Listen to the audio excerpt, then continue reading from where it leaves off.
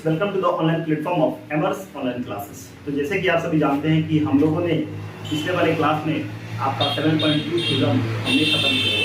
7.2 theorem में क्या था? तो 7.2 थ्योरम में आपको ये बोल रहा था कि अगर आइसोसेलेस ट्रायंगल का दो साइड्स आइसोसेलेस ट्रायंगल दिए हुए हैं तो उन आइसोसेलेस ट्रायंगल को आप जानते हैं कि किसी भी ट्रायंगल को आइसोसेलेस ट्रायंगल तब कहते हैं जब उनके कोई भी दो साइड्स इक्वल हैं। तो अगर आइसोसेलेस ट्रायंगल में आपके दो साइड्स अगर इक्वल हैं तो उनके ऑपोजिट एंगल्स भी क्या होते हैं? इक्वल होते हैं। आपने 7.2 एक्सरसाइज 7.2 थ्योरम में आपने देखा, उसको प्रूव भी किया, तो होते हैं तो क्यों होते हैं, ठीक है।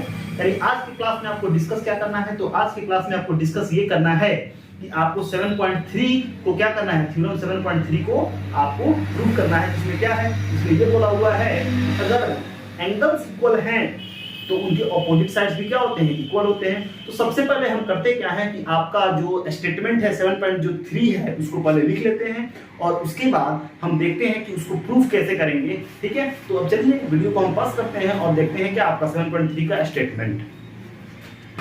तो अब यहाँ पे क्या बोला हुआ है? बोला हुआ है side opposite to equal angles of a triangle equal are equal. मतलब ये बोला हुआ है कि अगर किसी ट्रायंगल के दो एंगल्स इक्वल है तो उनके अपोजिट साइड्स भी क्या होते हैं? इक्वल होते हैं।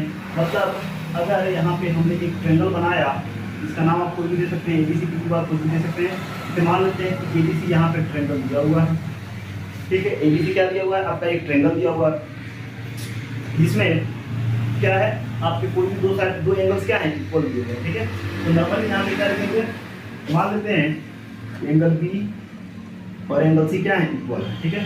तो हमको प्रूव क्या करना है कि एंगल सी के सामने वाला कौन है? एबी, और एंगल बी के सामने वाला एंगल बी के एंगल सी के सामने वाला यानी ऑपोजिट साइड कौन है? एंगल सी एंगल के ऑपोजिट साइड में कौन है? एबी है, और बी एंगल के ऑपोजिट साइड में कौन है? इसलिए ये दोनों क्या होते हैं? इक्वल होते हैं, ठीक है। उनको पहले लिखना क्या है? तो आपका गिवन क्या दिया हुआ है? तो लिखेंगे ABC is a triangle, ABC is a triangle. और क्या बोला हुआ है? एंगल बी जो है ना वो इक्वल है किसके? एंगल सी के।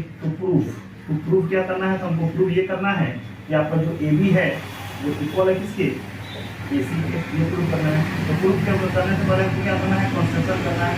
जस्ट लाइक वैसे ही जिस तरह से हम लोगों ने क्या किया था 7.2 में किया हुआ था। तो हमने क्या किया, यहाँ पे लिखेंगे AD is the bisector, AD is the bisector of angle, ठीक है। AB is the bisector of angle A. AB क्या है? एंगल ए का क्या है? बाइसेक्टर है AD। AD क्या है? AD है, ये बाइसेक्टर एंगल है। क्या बाइसेक्टर क्या होता है? किसी भी एंगल को दो बराबर पार्ट में डिवाइड करता है, दो इक्वल पार्ट में डिवाइड करता है। मतलब एंगल 1 एंगल 2 के इक्वल है। अब यहाँ पे देखेंगे प्रूफ में। तो प्रूफ में आपने देखा कि इसमें यहाँ पे दो ट्रायंगल बने। एक ट्रायंगल कौन है? एक ट्रायंगल ABD है और ट्रायंगल कौन है? आपका ADC है।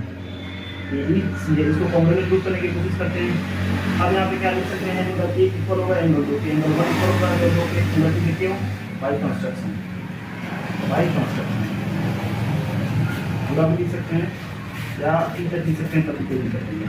दूसरा क्या है? एंगल बी जो है वो इक्वल है किसके? एंगल सी पे। कैसे? तो कैसे? गिवन है, आपका दिया हुआ है। और थर्ड में क्या? आपका AD इक्वल है किसके? AD के। क्यों?